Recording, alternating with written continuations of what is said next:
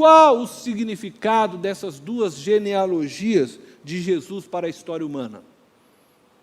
Então nós vamos tratar disso. Então nós temos que Jesus possui duas genealogias. Uma genealogia trata do seu sacerdócio, a outra genealogia trata do seu nascimento, da sua encarnação como descendente de Abraão. O significado da genealogia de Melquisedeque, Hebreus capítulo 7, verso 1 ao 3, diz assim: esse Melquisedeque, rei de Salém e sacerdote do Deus Altíssimo, encontrou-se com Abraão quando este voltava, depois de derrotar os reis, e o abençoou. E Abraão lhe deu o dízimo de tudo. Em primeiro lugar, seu nome significa rei de justiça. Depois, rei de Salém, quer dizer rei de paz. Sem pai, sem mãe, sem genealogia, sem princípios de dias, nem fim de vida, feito semelhante ao Filho de Deus, ele permanece sacerdote para sempre. É interessante isso. A ausência da genealogia de Melquisedeque quer tipificar a ausência da genealogia de Jesus como Filho de Deus, pois Jesus é eterno, sem princípio de dias e nem fim de vida. Acredito eu que Melquisedeque existiu na história como rei de Salém, mas por providência divina, não consta na história a sua genealogia.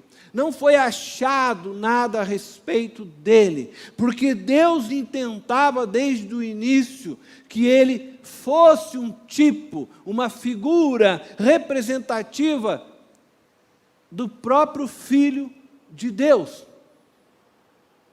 E por isso o autor de Hebreus agora olha para Melquisedeque, esta figura que esteve lá abençoando Abraão, esse personagem da Bíblia, e entende que ele, então, era um tipo de Jesus, da sua pessoa. E por isso, então, não existia genealogia, não existia menção, porque, na verdade, Jesus, o Filho de Deus, é Deus. E sendo Ele Deus,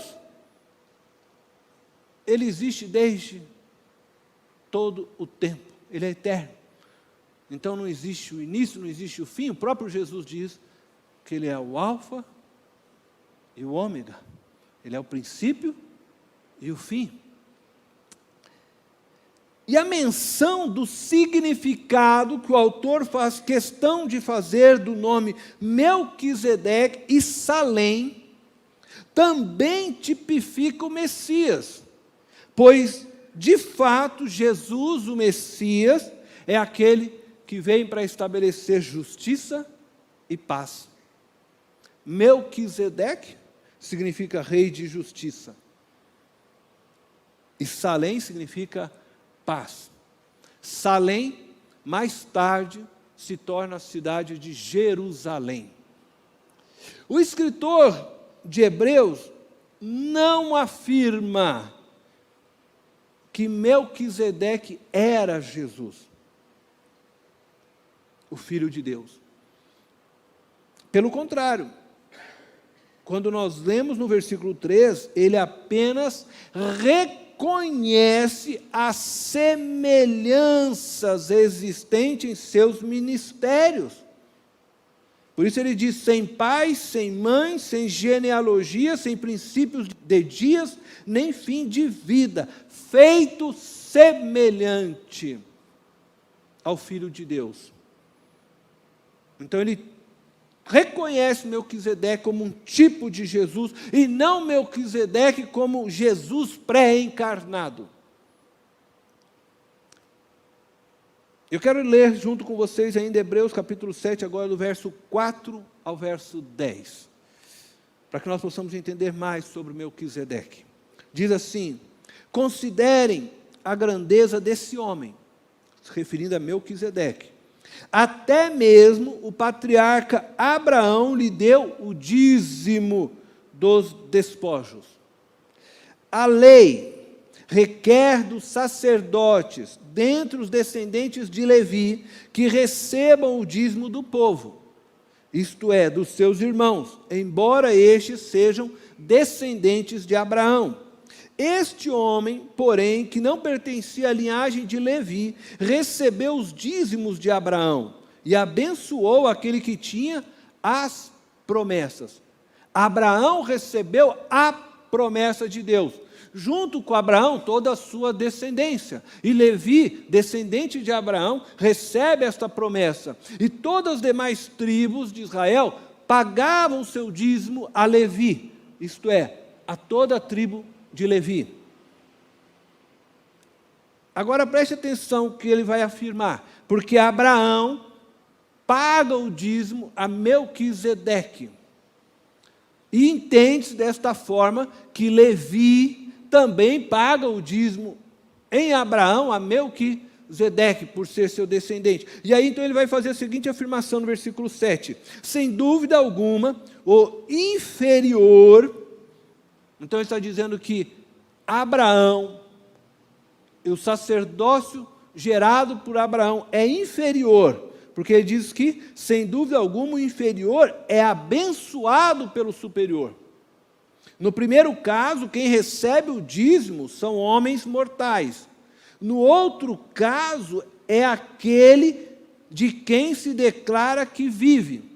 Isto é, no primeiro caso, os levitas que recebiam os dízimos eram homens mortais. No segundo caso, a que ele se refere aqui a Melquisedeque, ele está dizendo que esse não encontrou sua morte. Porque ele está fazendo de Melquisedeque uma tipologia a respeito da pessoa de Jesus. E aí ele diz, pode-se até dizer que Levi, que recebe os dízimos, entregou-os também. Então, levita, em Abraão, pagou os seus dízimos, por meio de Abraão. Pois quando Melquisedeque se encontrou com Abraão, Levi ainda estava no corpo do seu antepassado. A genealogia de Melquisedeque aponta claramente para Jesus, eterno, o Deus Jesus Cristo. Ela representa o ministério sacerdotal de Jesus, que é superior ao ministério sacerdotal de Arão, que tem uma abrangência muito maior que o ministério sacerdotal de Arão. O ministério sacerdotal de Jesus para a história é revolucionário, é libertador. A sua abrangência é ilimitada, pois ela não está presa a nenhuma lei, regra ou conduta ou qualquer dogma humano. A ordem de Melquisedeque não pertence a nenhuma ordem religiosa ou humana. Jesus, sendo da ordem de Melquisedeque, está livre de toda a lei que foi dada a Moisés, que pertencia, que deveria se sujeitar ao sacerdócio de Arão. Ele está livre das obrigações pertencentes a toda a linhagem de Abraão. Na ordem de Melquisedeque, Jesus se move na história, sem ter que prestar contas aos homens. E, aliás, é os homens em Abraão que têm que prestar contas a ele. Arão, em Abraão, serve ao ministério de Cristo e não o contrário. Não é Cristo que se sujeita ao ministério de Arão. É Arão que se sujeita ao ministério de Melquisedeque. É em Abraão, todos os levitas, todos os homens representados em Abraão agora, é que dá o seu dízimo, é que se coloca de forma inferior ao ministério de Jesus Cristo, representado na figura de Melquisedeque.